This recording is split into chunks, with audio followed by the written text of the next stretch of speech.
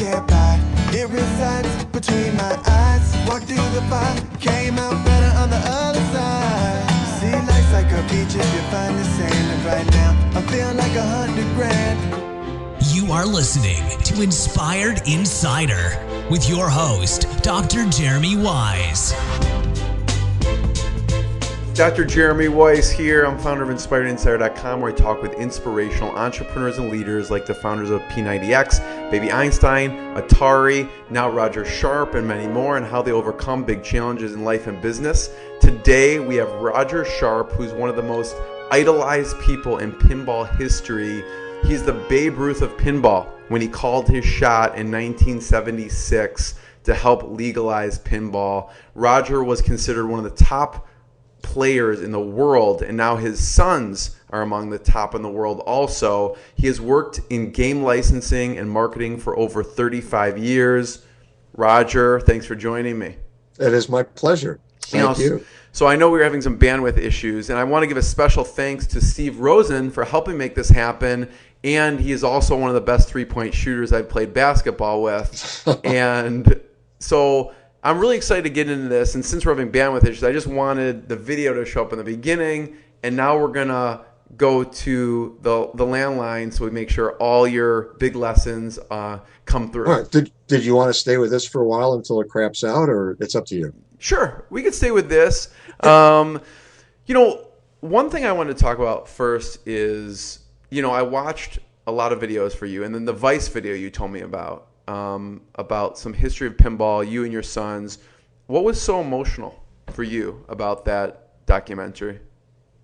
I think about choice of language that one of my sons tends to use while he's playing pinball, which is always a nice reflection on his upbringing. I think in all seriousness, it was the fact that, the life that we live, at least this is my view, the life that we live as parents, you'd like to think that the children that you raise have some degree of respect and admiration for who you are and what you're about, and hopefully the life lessons that you teach them. Yeah. And I think that was why. I think it was just an emotional time of, my feeling that, and again, my life, specifically pinball and so on, I haven't embarrassed them too much. I think you've seen some of the videos and the way that I tend to play. It's a little bit more theatrical, a little bit more physical than a lot of other people. Not saying that it's the right or the wrong way. There's reasons behind why that is the way it is. Why is it? Because I did notice that you have like a staggered stance. And a lot of it is predicated on the fact that I have 2 ruptured discs in my back. Oh, wow. So, when you're playing pinball, if you're playing competitively or whatever else, the ability to kind of, stand takes a toll on my back. So I wind up just doing things to kind of alleviate any of the stress or pressure that I have. Steve Rosen, aforementioned, we've had a chance to play golf from time to time. And I know that some people, when they see me tee off, if I raise my leg, they know that I've gotten a good shot, because again, it's just kind of releasing some of the stress and whatever pressure that I'm putting on. But again, going back to the original question, I think it's really just wanting them to have an appreciation for who I am out in the real world. So so it was emotional. Yeah. And there were some other things that were kind of going on during the course of that weekend as well. So I think that it just all caught up with me. So. Yeah, he was wearing a shirt that said, "My dad saved pinball." Yeah. Friends of theirs have done some fun stuff in the past. So when did they start beating you? Well, let's put that in proper perspective. Yes, they do tend to win more often than not. Not always. There are occasions where I blindfolded them. No. I would think probably over the last 10 to 15 years or so, maybe longer, when they got seriously into playing competitive pinball. They were not really allowed to play pinball growing up. We had pinball machines. They weren't. Why not? Some of the games, yes. Some of the games, no. I didn't want them getting caught up in the games. I mean, I had a very, very specific way of wanting to parent, and it didn't include, playing pinball. I've gotten asked over the years, just because of the skill level, by some people, majority of them being women, just saying, so when they came home from school, did they have a set time to do homework and then practice pinball? It's like, no, God, no. I mean, it was part of their lives, obviously, but it wasn't something where it was like, go and play. If anything, I think that the beauty of it was that they kind of took it for granted. So when their friends came over, they loved it. My sons were ready to play on any of the game systems we might have had. Right. They were automatically going to the pinball machines.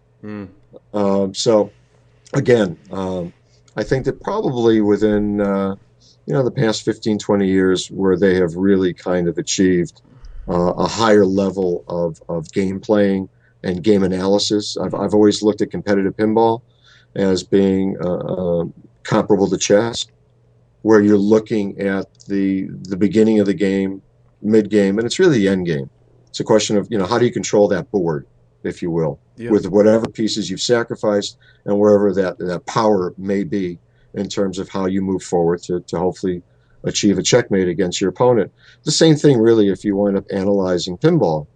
And each game is different, and each game plays differently, but there are certain objectives, and it's a question of really determining what's your best way to go. And my son tends to joke that, our dad will make a ramp shot over and over again just because he likes it, not because it's worth points. So I think it's that kind of stylized difference in approach. So who tends to win the most out of the three of you and the two sons? Either Josh or Zach, most definitely. Me, no. Hardly ever. I think if we're playing older style games, where some of the nuances and subtleties of how you play a game and how you trap a ball and control. Because you're more experienced at those. I am. And I think that, it's interesting. I tend to also use golf analogies because the old-time golfers from Snead and Hogan and whatever else played with real woods. They didn't play with the new technologies. Right, yeah. And, a long drive was 200 yards. Now it's like, 200 yards, it's, I don't know, that's a 7-iron. That's an 8-iron. That technology has changed. Well, sure, of the course layouts and what they've done, forgetting about traps, water, trees, and whatever else, we're just talking about the sheer length. You wind up hearing, well, this golfer is going to have some trouble because he's not a long hitter. So he's going to have to be accurate. It's going to take him 3 shots for the par 5, where some of the other guys, it may be 2 shots. So you wind up starting from that deficit, and I think it becomes, problematic as to, what level of success that you can have. And for my sons, they've played on older games and newer games, but again, the style and methodology of gameplay, without getting into the intricacies of it, because I think it's probably for people who don't play pinball incredibly boring. I think that what they've been able to attain and achieve is really, really remarkable. And then between the two of them, it's just a question of who's on that particular time. The majority of tournaments that take place, there's over 2,000, and that number is growing worldwide. Every year? Of the number of events, yeah. Oh, wow. It's astounding. If you go to the IFPA website, IFPA Pinball, you'll get a sense of things as to what we've been able to achieve and accomplish. But within that context, most of those competitions are marathons. I mean, you're starting on a Friday and you're playing, really? All day Friday into the wee hours of the morning. And yeah, then how many hours? Early. How many hours will one player play for, let's say they get to the finals? How many hours of pinball will they have played? Probably about 50 or 60 hours in a 2.5-day stretch. Wow, that's amazing. Yeah, it's literally almost your every waking hour. So you're starting at maybe 8 o'clock in the morning and playing until 2 in the morning. And then you're getting up to play at 8 o'clock in the morning until maybe midnight or 1, and then you're getting up again at 8 o'clock in the morning and playing through. I know that for both of my boys, if there are events that are taking place where they have flights, I know that they have on occasion missed those even the same. So how do you train for that? I mean, you're standing up for 3 days straight, and I think I watched one of the documentaries. One of your sons, I don't remember which one, says he sweats profusely through the whole time. How do you train? Do they train for this, or just playing? I play, but I think really it's a question of analyzing what are the games that are going to be played Do they tell you ahead of time, or do you? Sometimes, yes. Sometimes you do know, all right, here's the lineup of games. Other times you're going in totally cold. Yeah. And it's a question of what the structure of the tournament is. If you can find some time to sit back, if you can find some time to maybe grab a bite to eat, and I tend not to eat while I'm playing in tournaments. I drink a lot of tea if I can, or whatever else.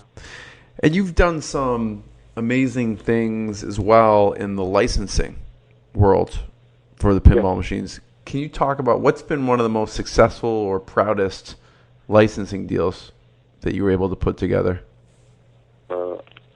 There's been any number of them, obviously, and for those who aren't aware, I mean, licensing was something that occurred, at least in the world of coin-operated amusement games, back in the mid to late 70s. It actually put Bally Pinball on the map. Had a tremendous impact. When the industry kind of went dormant for a while, when video games took over in the late 70s, very early 80s, and companies like D. Gottlieb, Williams Electronics, Bally, Chicago Coin, and back then Stern Electronics were kind of taking it hard. Who were they competing against? Like Atari, or who was? Well, yeah, Atari was out there. Atari actually started doing pinball. Oh, really? Recently, Sega, Namco, Nintendo. I mean, you had this confluence of everybody saying, hey, we have mall game rooms, Aladdin's castles and like, that existed back then. They needed to be populated with machines. So pinball kind of fell to the background because of this new phenomenon called video games, where you were actually interacting with ostensibly a TV screen. Right. Whether it was vector or raster graphics to play Space Invaders or Pac-Man or other games from that era, there was a fascination of people wanting to have that kind of experience, where pinball was, again, kind of intimidating, a little bit off-putting, and a little bit to pay some tribute to an old Oldsmobile campaign. This is your grandfather's pinball. Mm-hmm. We want new technology, even though the technology of pinball back then was new. It was electromechanical before it had gone to solid state. So, again, what wound up emerging was a new breed of pinball machines in new locations. And when I came on board in 1988 and made the move from the East Coast back home, if you will, I believed in brand licensing. Right. Suggested it, much to the chagrin and the negative reaction from the corporate executives at Williams, because we were about to purchase, in fact we did, the amusement game division from Bally at Bally Midway, and as was told to me, look where it got them. I was like, well, that was before. And I think that there's room for it. So Elvira was the first brand license that I worked on, and working with Cassandra was just a real treat. Yeah. The game was a remarkable success. The introduction of it at a trade show was something that was beyond my imagination. What was it like? Oh, God, the seas parted. The trade show took place actually at what was then the Hilton. It's now the Westgate, but it's attached to the Convention Center in Las Vegas, in their convention area. And we had two games set up, one for Williams and one for Bally. One was Police Force. The other was Bally. Had kind of outfitted the booth into this kind of regal place for Cassandra to sit. So she was there, like... She was there in person. Debuting with the... And we had an entourage bring her in, and because Police Force was the Williams game, I had outfitted the crew, myself included, into like police garb. So, and we had actual real, police type people as well. But here we are, all of us, bringing her in, and I wanted to make certain, because back then it was much larger than the show has become. I wanted to make sure that we went down every darn aisle until we got to our booth. Right. That's great. This conga line comes in, the seas. I mean, she's... Oh my God! I mean, that picture on the pinball machine. I'm sorry? I mean, the picture of her on the pinball machine is probably a good sight for a pinball player to be looking for at. almost anybody, yes. Right. I mean, I forget. It could have been Hulk Hogan who was there. It didn't matter. I mean, it was like all eyes, and everybody's kind of moving. And we get to the booth. There was a line, probably like a line waiting outside an Apple store for the latest and greatest before. Yeah. And I remember and getting her to sit on, in her throne that we had set up with spider webs and all sorts of other stuff to sign autographs. We had pictures, done for her sign. I remember going up to the first person in line. This is a trade show. This is a business show. These are location owners and operators and distributor salespeople who are looking at the latest and greatest technologies, the latest and greatest games and attractions to make purchase decisions for their livelihood. Right. This is not an insignificant time to just kind of kick back because it's finite time for the 3-day show. Right.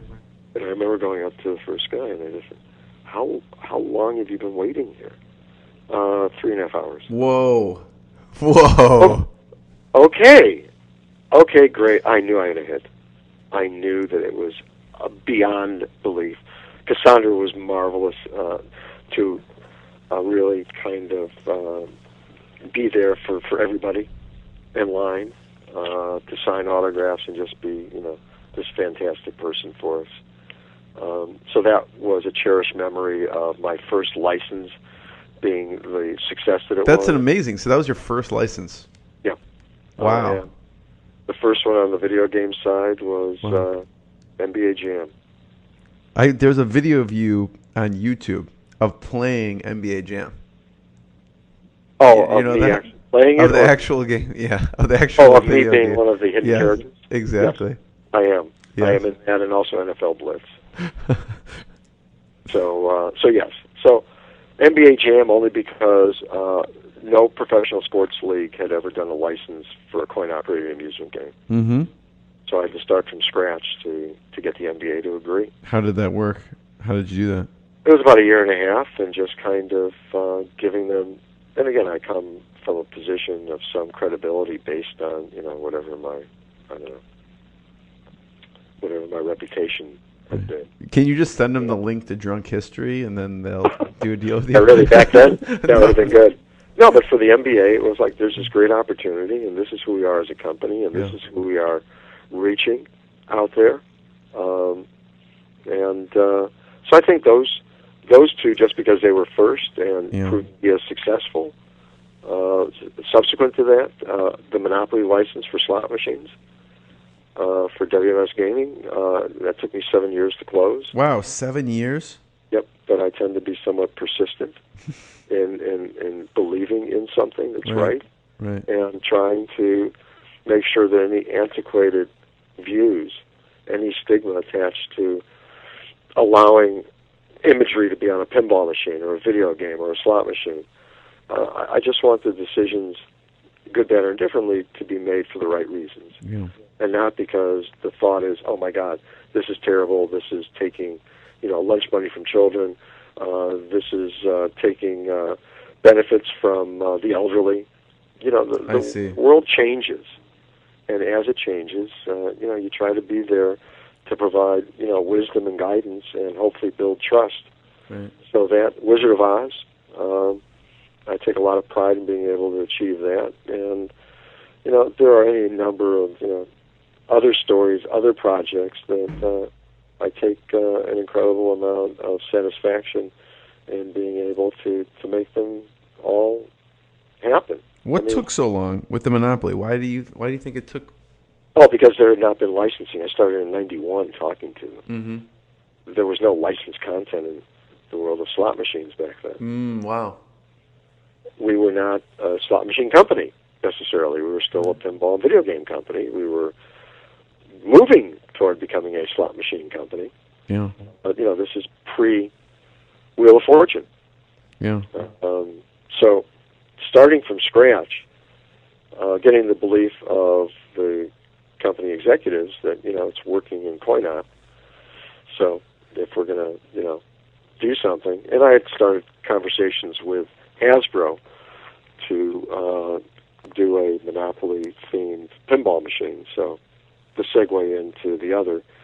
And it was just a question of comfort level. It was a question of believing enough with Alan Hassenfeld and his other lieutenants that this is the right choice with their crown jewel, and carving out an original agreement that would allow both sides to walk away if, God forbid, there was any backlash.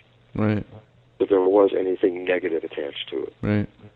And that takes time. I mean, it took me 4 years for Wizard of Oz as a machine. It took me, we go back to NBA Jam, it took me a year and a half just telling Sal and Mark, Sal DeVita and Mark Trammell, keep going, trust me, we'll be able to, I'm going to get this license for you. Don't stop, just keep going, and I will make this happen. Just being devoted and dedicated to, to what the challenges are. What pushed him over the edge after 7 years, finally, to actually do it? Probably just saying, all right, Roger, you've worn it out. Leave me alone. Enough's enough. Just do it. But I have a certain work ethic. Yeah. And I think that work ethic is just, predicated on how I was raised, the time frame, and it's something that I fervently believe in. That you don't do it for ego. Right. You do it because you believe in it. And, Right. I've always had, I guess, maybe unfortunately or fortunately, I've always had a perverse sense of loyalty to the companies, agencies, magazines, whatever that I've worked with. Yeah. Where I'm doing it because it's the right thing to do. Right. I'm doing it because it needs to be done, and I believe in it. And I believe in it with my heart and my soul. And I'm going to make this happen. So it becomes a challenge. But I think that, anything in life, if it's worth it, then you pay the price to make it worth it. And, I've worked on a few hundred licensed projects over the years. My first show was back in '87, so I've been at this for almost 30 years. Yeah. The relationships that I built, the reputation that I have, I take great humility and pride in, because people know that when they are working with me on anything, Right. they're going to get my heart, my soul, my energy, my passion, and I'm never going to let them down. I want to go On back to either side, whether it's licensee, licensor, Yeah. or whatever else. I want to go back to the first one, because people could, the Elvira one, because people could say, well, Roger, you're Roger Sharpe, you have a track record. So you going to NBA Jam or Monopoly or Wizard of Oz. Those weren't really track records back then. That was me just, attempting to justify, number one, Williams, Bally, Midway as a partner. Yeah. Hopefully gathering some credibility that, pinball's on its way back. I mean, I used to get, joked about by, the president of the company, because they'd see a feature in the New York Times front page quoting Roger Sharpe that, the business is doing $5 billion a year. Where do you get these numbers from, Roger? What? I don't know.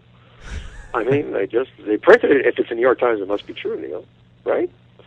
So yeah, I mean, I was this, publicity person on behalf of the company, and since the notables of the company didn't want to be interviewed, I was like, you just talk to them, Roger. Really? Why? No, go. You just do it. So you take that lead and you run with it, and you build stories. Look, I was a director of marketing, and effectively what became the director of licensing. That position didn't exist when I got there. But heading up marketing, I was doing trade shows. I was working with the ad agency. I was doing promotions. I was doing everything. And I was working as the intermediary, if you will, between corporate management, who may or may not have had a particular insight into what made a successful game, and the designers in the back, who hopefully kind of respected my word, my view, so I could go back to corporate management to say, hey, thumbs up, this game is looking good. I only say that because... with Monopoly and Elvira and whatever else, it was just a question of identifying something that made sense, and going after it, and trying to provide, and again, I go back to what we discussed earlier, trying to be as referential as possible. You know, there's articles and there's proof, I mean, whether it's my book or not, whether it's the fact that at one point in time I was the editor of Video Games Magazine, and, you know, I could reference that and have familiarity with that stuff. It was a question of really setting up and identifying what the opportunity was and who the partner could be with them that would pay tribute to them, that would do everything right with them, that would go through the appropriate steps and stages for approvals so that they had a hand in it every step of the way. So you make whatever the compelling sales pitch is and hope that you cover all bases, and more importantly, and I think it's true again with everything, you listen to the questions. Yeah. And answer the questions. You answer the concerns. And, you know, again, if you build up that reputation over a period of time and years and deals, people know the authenticity, at least by which I do my work. Yeah, I'll ask about the first one, too, because probably a lot of people, licensing sounds great, you know, but they have no idea the mechanics behind actually setting up a licensing deal. Oh, yeah. I mean, everybody sees the end product and says, oh, God, it's so exciting. Did you get to meet with Arnold Schwarzenegger on Terminator? Yes. Oh. And you met with Cassandra? Oh. I mean, yeah, I mean, all of that is that's icing on the cake. And Gordie Howe when we did hockey. I mean, the list kind of goes on and on right. and on. And I don't lessen the value of that, but that's not why you do it. Right. And there is an art to the deal, if you will. And everybody tends to think, look, all I got to do is throw money at whoever that targeted brand is, whether it's a personality, corporate identity, whatever else. Just throw enough money at them, we can do the deal. Well, no. It has to be much more personalized. And, I give a lot of credit to my stepfather who had clothing stores. One of them was in Evanston called Selig's way back when. Uh-huh. And his personal style helped define my ultimate personal style. So, yeah, I mean, it's hands-on, it's touchy-feely. That's just me. I mean, so the Elvira first one, were there other options? Absolutely. One of the ones I wanted to do, which went back to '87 before I worked with the company, was going to my first licensing show that was in New York City. And yes, there are conventions for this. Yeah. And seeing 3 different properties that I thought were kind of interesting. A couple of them, well, I guess all of them were upcoming movies or what have you. Probably a year and a half out. One was Willow. Yeah, I saw that, yeah. And it was like, I don't know. I'm seeing some of these clips. I think this is a little bit too hard-edged. I don't think it's going to be the fantasy kind of end of all. The other was Who Framed Roger Rabbit. Sure. And I figured that Disney would probably be difficult to work with. I just don't know. It looks a little bit too sexy.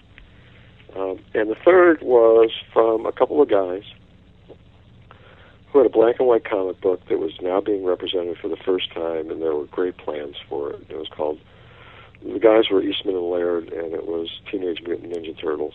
Yeah. And I said, God, this is crazy and weird and wonderful. Huh! And I remember making the pitch at Williams to have them consider Teenage Mutant Ninja Turtles. Right. Which I said, this is going to hit. This is going to be big. Trust me. Believe me. Yeah, no.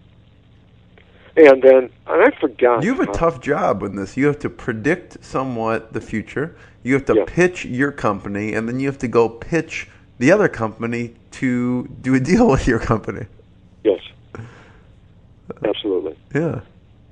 Yeah, it's crazy. And you want to make certain that at least internally, now with the clients that I'm working with and representing, or for the decades that I was at Williams, Bally, Midway, WMS Gaming, that there really is a desire to want something and not just to fill in no pun intended, for the slot machine, not to fill in a slot. Right.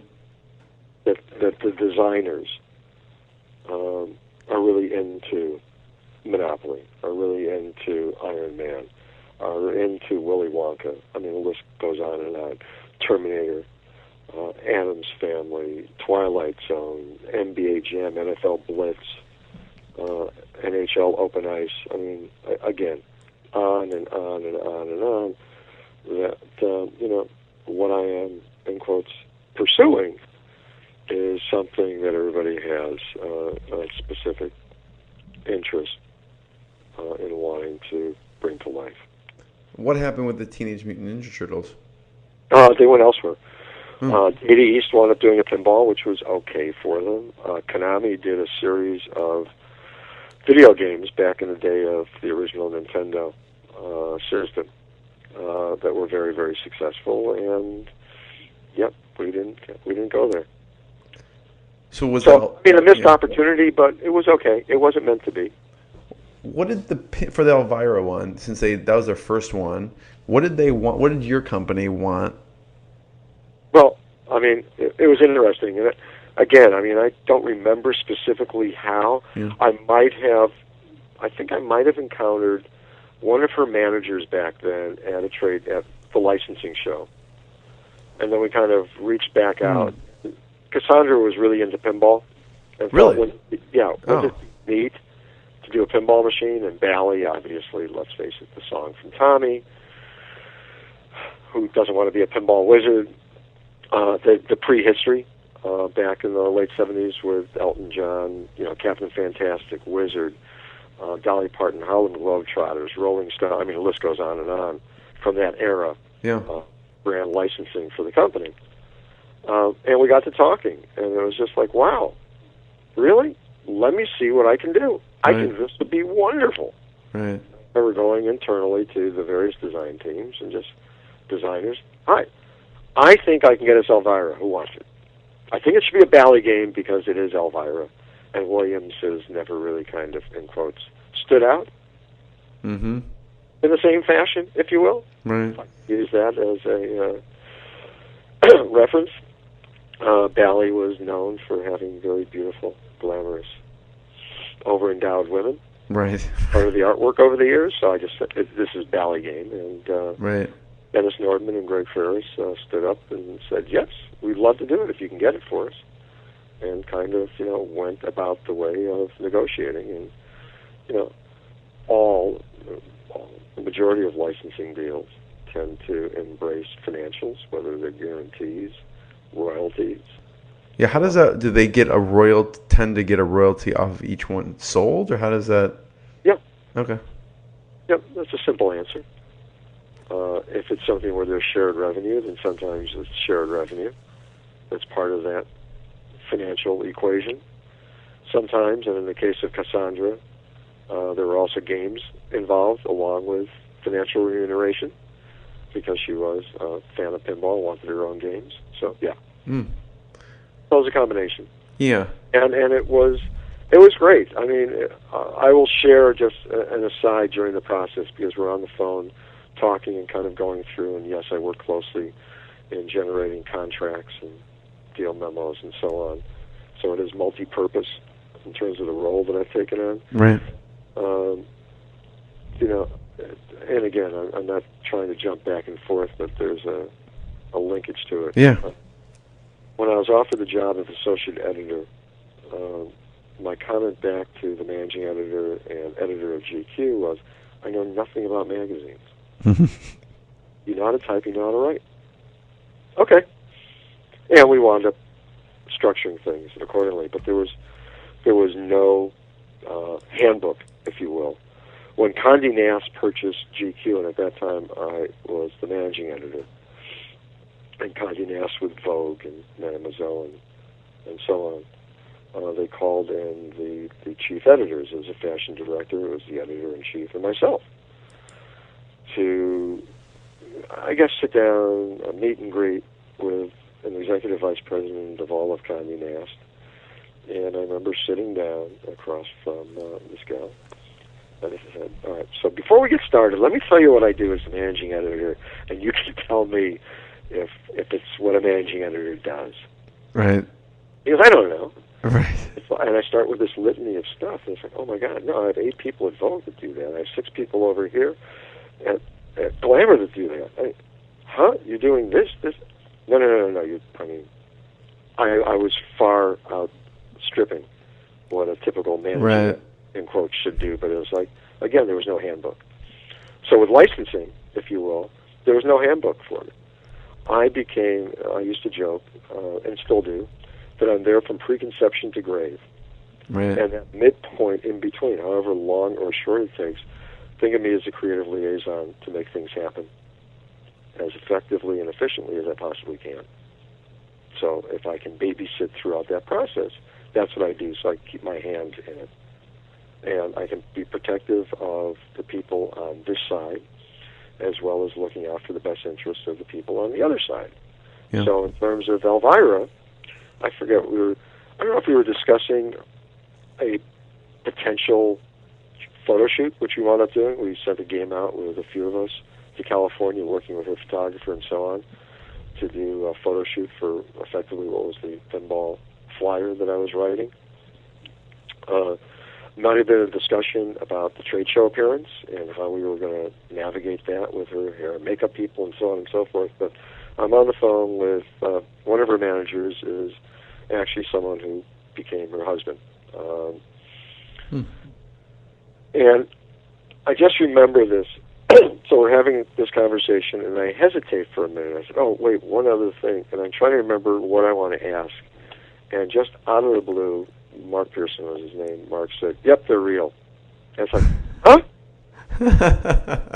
Thank you very much. It was not what I was going to ask, but thank you. That's hilarious. So, again, you get relationships, and you have discussions along the way to get back to, the point that you had brought up about, how does this process work, and what are you doing? And, so it is, for me at least, I am rare, I guess.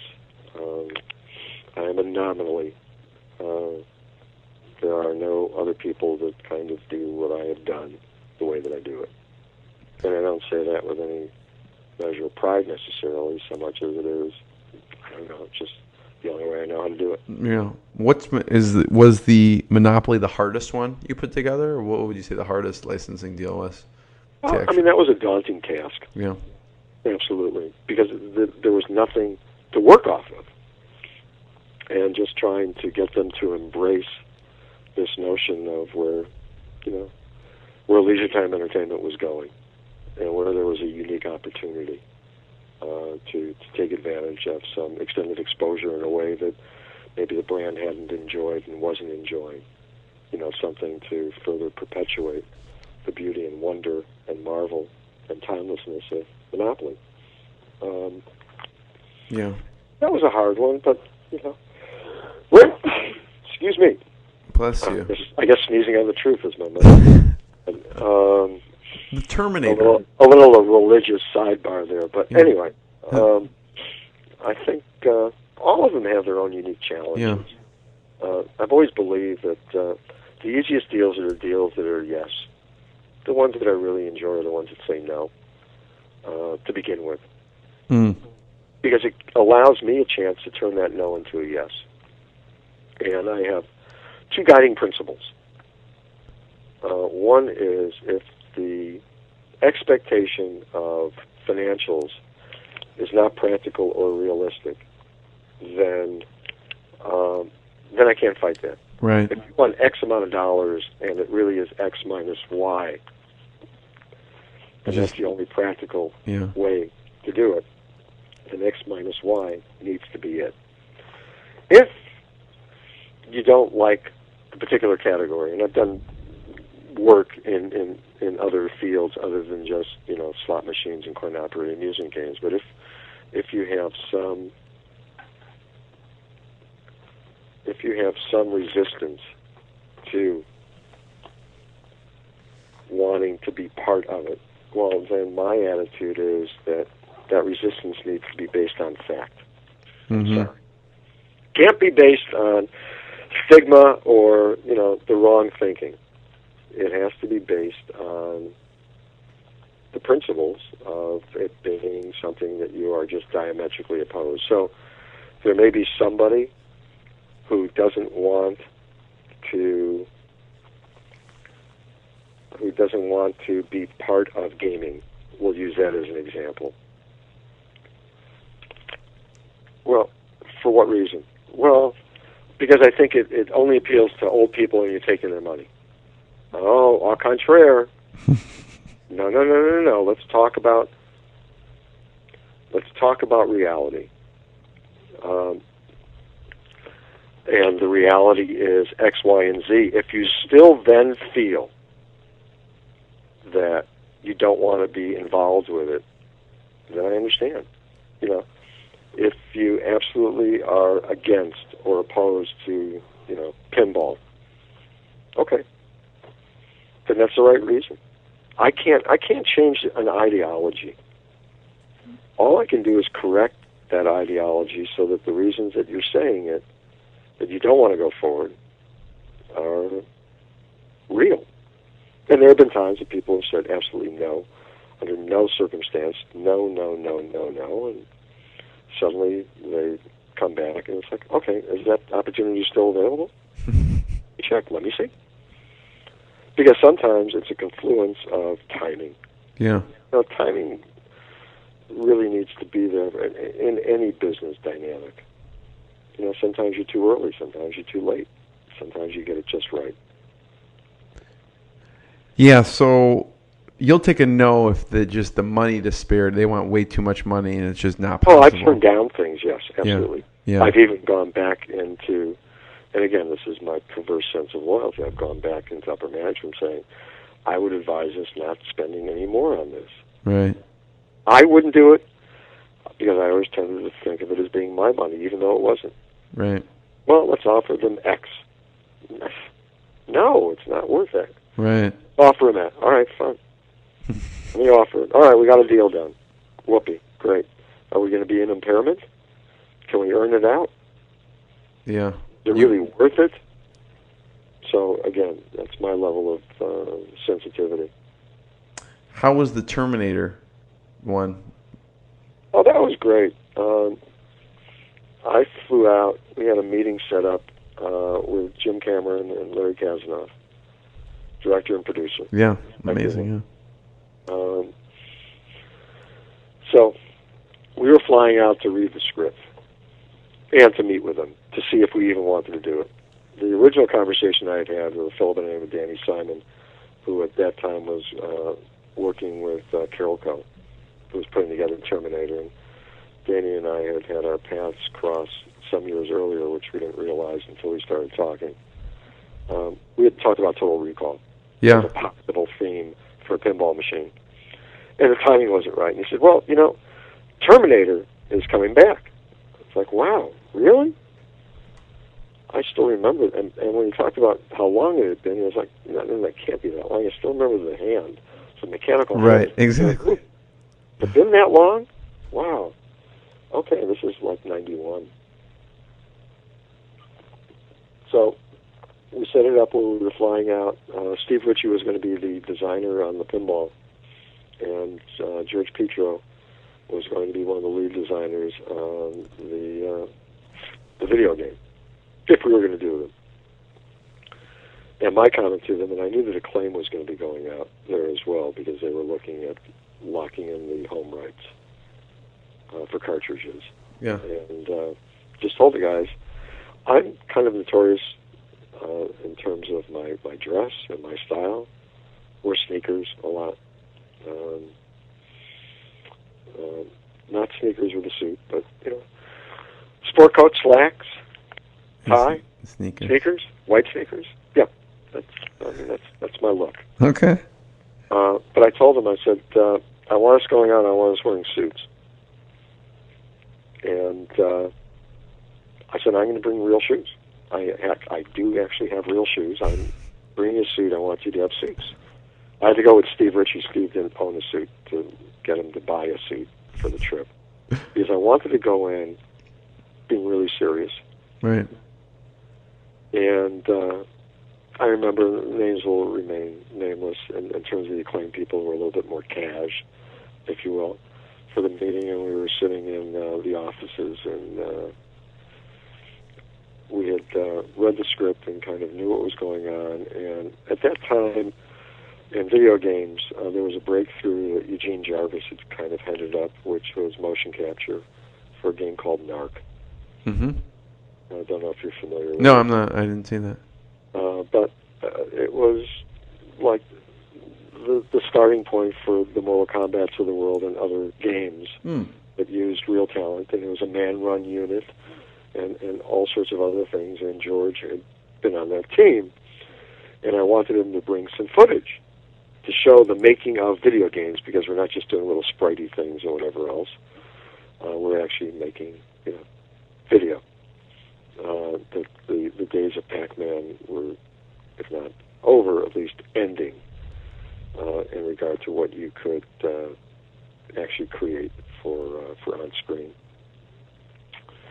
So Cameron walks in, looks at us, we introduce ourselves, and I just remember the first comment, well, we got bankers in here? And it was exactly the response or reaction I wanted. That is. It was like, absolutely. Yeah. We're serious about everything. And Steve talked about the design for pinball and what goes on, and we had the presentation that George had brought. And I remember Jim turning his head and saying, "You guys are doing movies just like we are." It's like, exactly wow. right. That's amazing. And the acclaimed guys are just quiet. Yeah. Right. We're not doing movies. We're going to do a horizontal scrolling game of some sort. And you blew them away with your presentation and the. Oh yeah. With that being said, it was like, well, you guys got to get over to see Stan.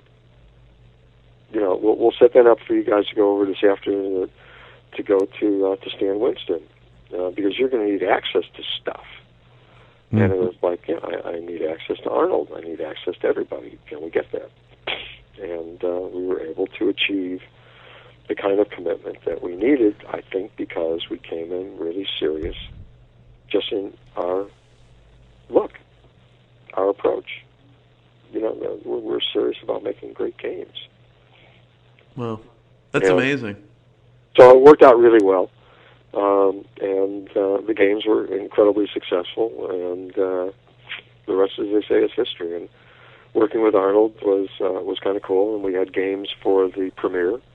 It's very strange, and I've done it a few times, walking down the red carpet, and people are taking pictures, and it's like, I'm nobody. Don't take my picture. I'm not even a second or a third in any scene anywhere in that movie. And, you go into the theater, and then after the after party, and there you are standing with different celebrities by pinball machines for video games and trying to give them a little how-to. And so do they end up playing them on the premieres or something? Oh, yeah. Yeah. Definitely. Oh, wow. Yep. So, it's I guess it's one of the byproducts, one of the perks, if you will. And I know that, Steve Rosen has experienced that as well at various trade shows for slot machines, where we have people there for ribbon cutting or what have you, and there they are, buy the games for publicity reasons or just to play them. And so it's... How did you meet Steve? We met when he actually came on board WMS. I know that he was at Midway before. I don't think that our paths had crossed necessarily, although they might have. And here was this young, very intelligent person, and I'm just this old fart. But we kind of hit it off and played golf a few times together, and was there to hopefully give some guidance and advice on a number of different projects that were license-based that he was overseeing as a producer. Yeah, because he obviously considers you a mentor of his. Well, and I'm appreciative of that. I'd like to think that whatever words of wisdom and guidance that I have given have been beneficial. But yeah, I mean, I think highly of Steve. I think he really is wonderful. He's great. Yeah. And I think that, depending on what he wants to do with his career ultimately, the sky's the limit. Yeah. Roger, this has been fantastic. I have 2 more questions for you. I know I'm like looking up. I'm getting wrapped up in your stories here. So, my apologies again. I told you paragraphs, and I'm just No. looking at the time and realizing I've kept you on far That's too long. okay. Do you have a few time for a few more questions, or? Yeah, I kind of, as I said, I blocked out time. Okay. I haven't heard the phone ringing off the hook, thank God, for a Monday. God only knows how much email is piled up. I don't want to think about that. But it's okay. Since it's Inspired Insider, I always ask the lowest point and the proudest moment. What's been, would you say, the lowest point, and then how you got through those tough times?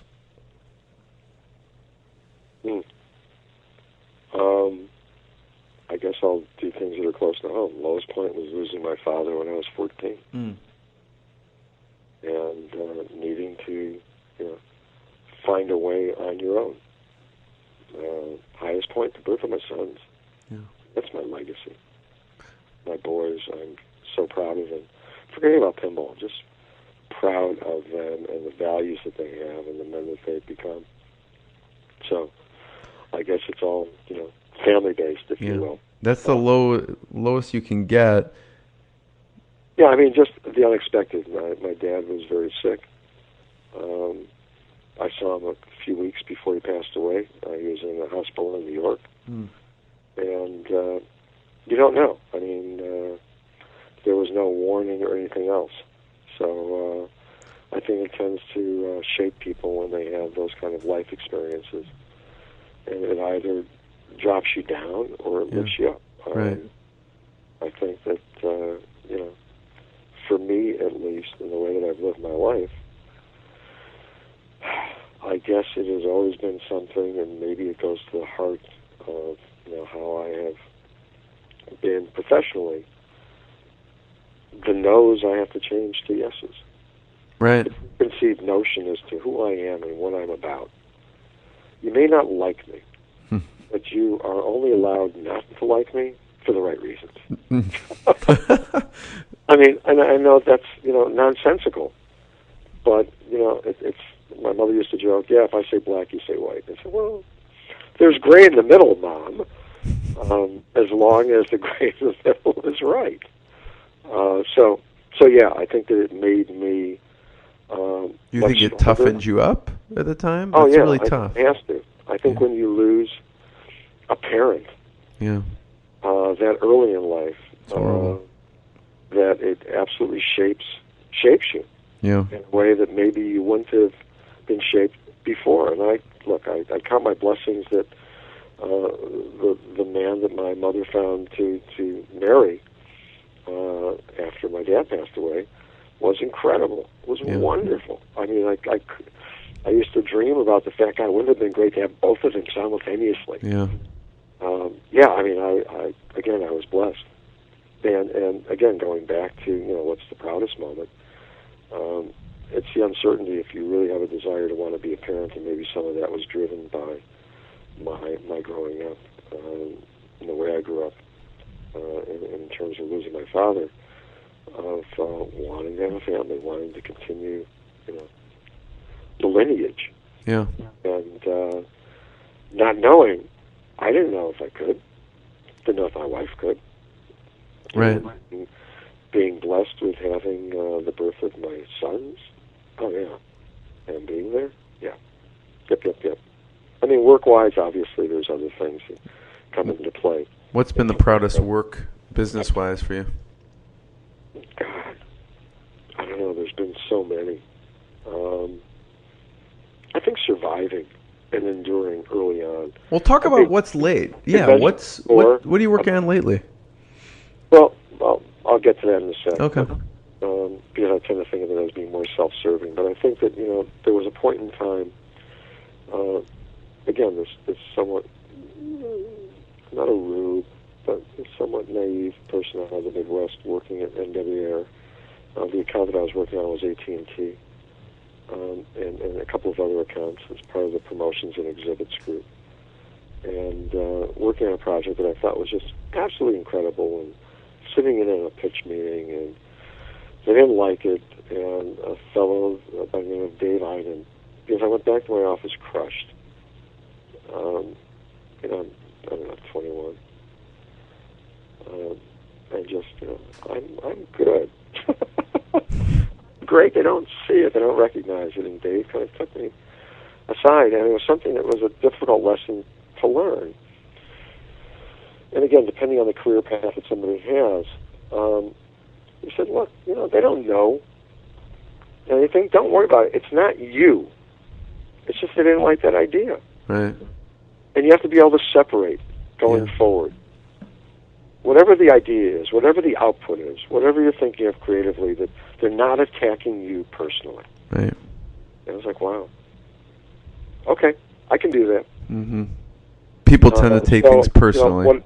Right. So what am I doing now? Well, Sharpe Communications is a creative services agency, and what we specialize in is everything from brand licensing to advertising and marketing and promotion and PR and product design and development. All the things that I have touched, all the things that I have worked on over my entire professional career touches all of those particular disciplines.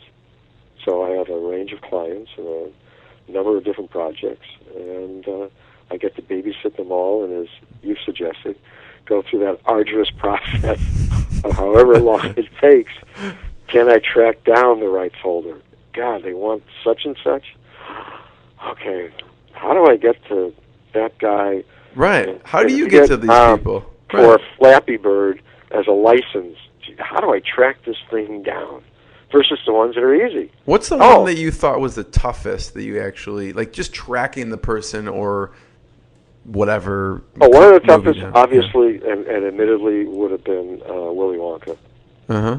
It was trying to get the rights. It took me about 4 years, maybe close to 5, to pull that one together.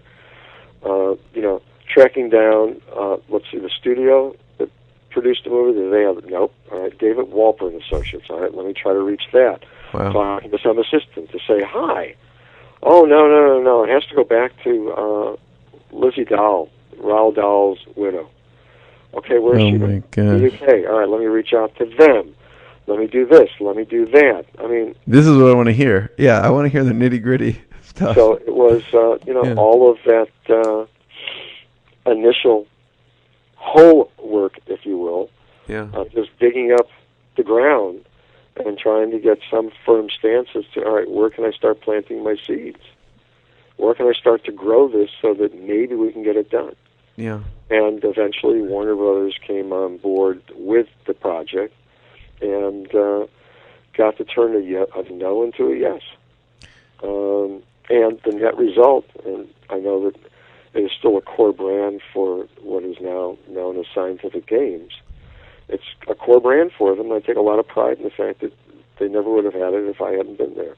And they never would have had it if I hadn't been willing to stay the course, to be persistent, to not give up, and to just, hey, it's a new day. Look, there's far too many voicemails and emails of like, I'm sorry to bother you again, don't mean to be annoying, don't mean to be persistent, but is there a decision yet? Where are we going? What's going on?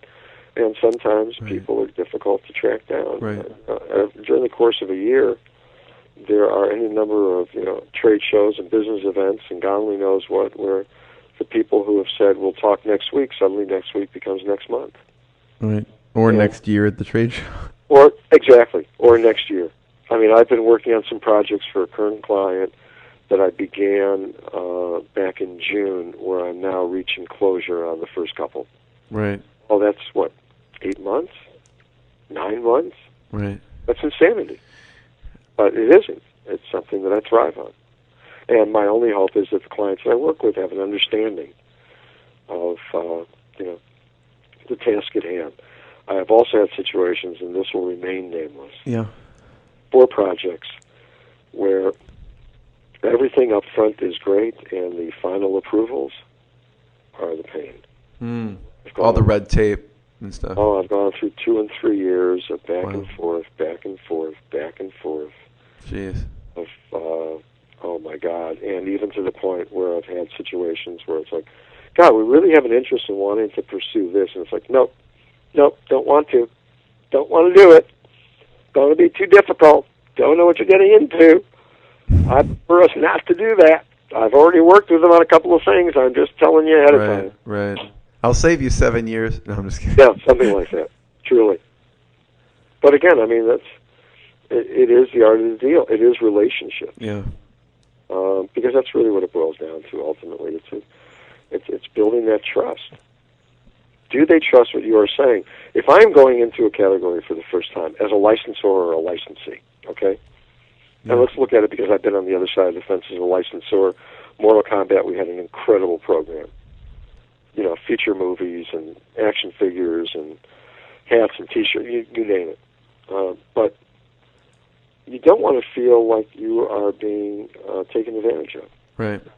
Roger, how do I know that this is the best deal and that you're not trying to take advantage of me? You know, that's been asked a number of times. Right. What do you tell them? We've never done anything in this category before.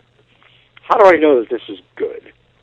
Or I've had other things where I'm not involved at all, but I have people from studios or sports leagues or whatever else, agents, reaching out to me for advice. Yeah.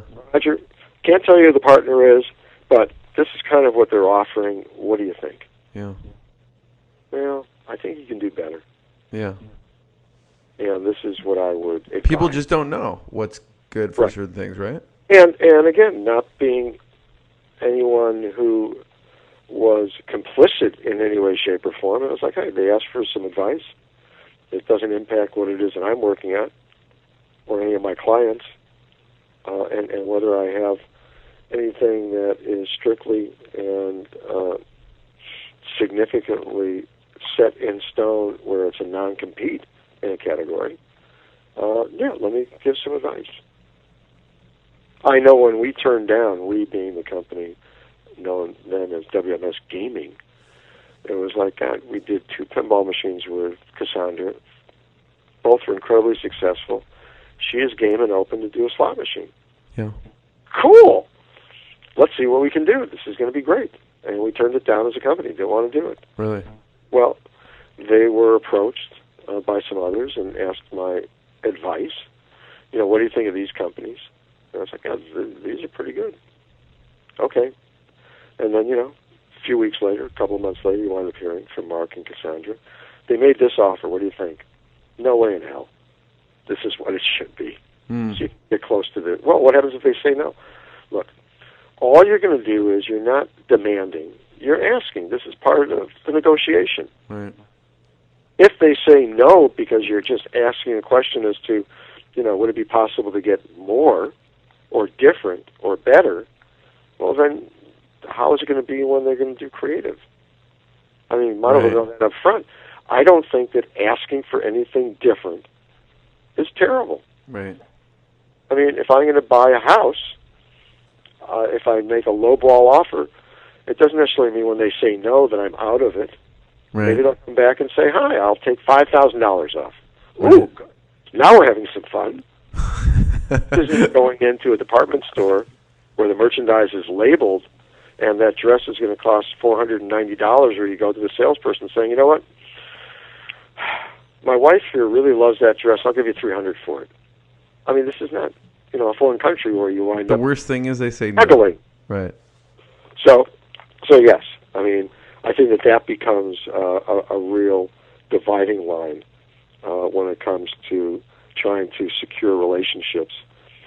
Has there been any kind of prior experience in the category or with this particular company on either side of the fence? And if there isn't, then you know that, all right, let's put on, the high waiters, and we're going to get through this. Yeah.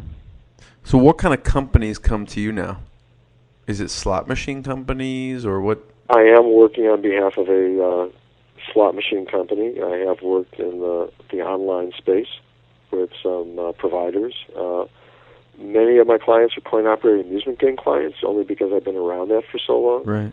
So whether it's video game companies, pinball companies, developers, people wanting representation, I'm still looking at doing some designing myself, and we'll see if that comes Really? about. Oh, yeah. I've had other companies outside the category and field who have come to my company for marketing, for PR, for advertising. So it's been pretty diverse in many ways, which is great. I have, again, I am blessed and fortunate. I have an incredible network. And it's like, hi, so-and-so suggested I contact you that maybe you can help us. Here's what we are launching for this exhibition, and we're looking for financial backers, benefactors. Are you interested? Yeah. Sure. Let me see what I can do. Or there have been times where, you know what? No, that's nothing that I can do, but why don't you contact these people, use my name, and let's see if they can help you. Yeah. And then I have also, business associates, both here as well as abroad, that I work with on, particular endeavors. So that is Sharpe Communications. Yeah. You have a lot on your plate. I do, but, I enjoy it.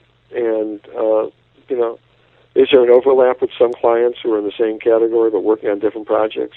Absolutely.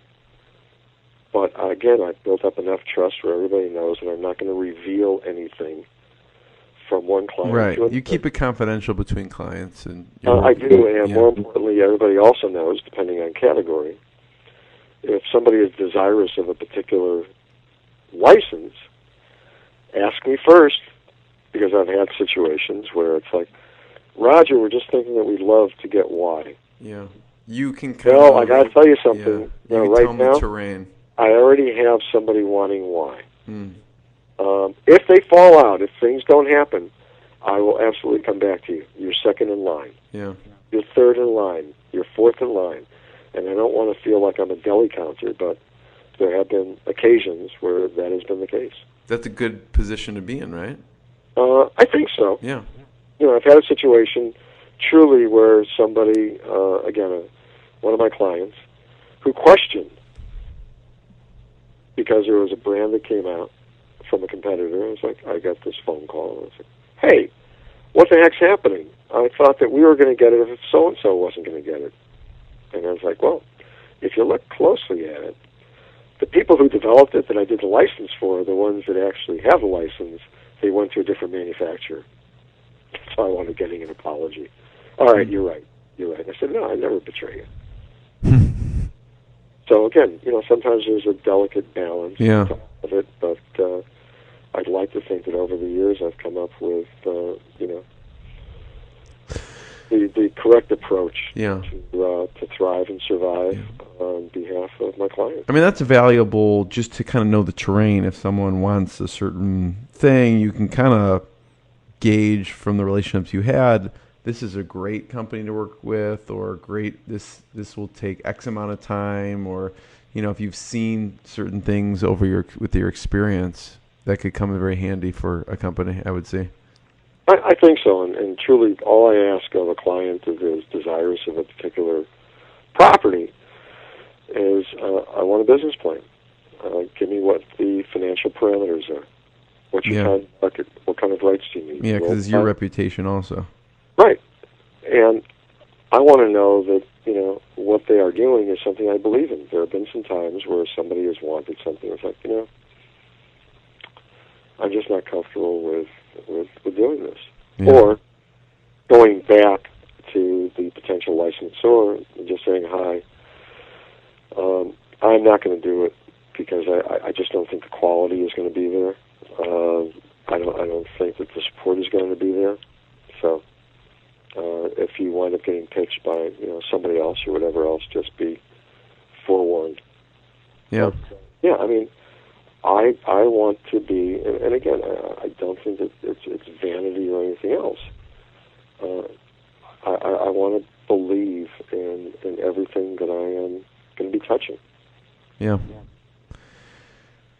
Roger, this has been absolutely fantastic. Where should we lead? Where should we point people towards? Where can they find you? What website? I don't have a website for my company. SharpeCom1 is me and AOL. Yes, probably the only person still using AOL in the world, as my sons point out.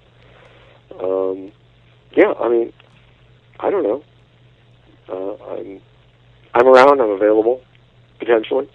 I guess they could find you on LinkedIn Great. if they want to say hello, connect I'm with sorry? you. LinkedIn, they could find you and Yes, they can find me on connect you. LinkedIn. Thank you. Yes.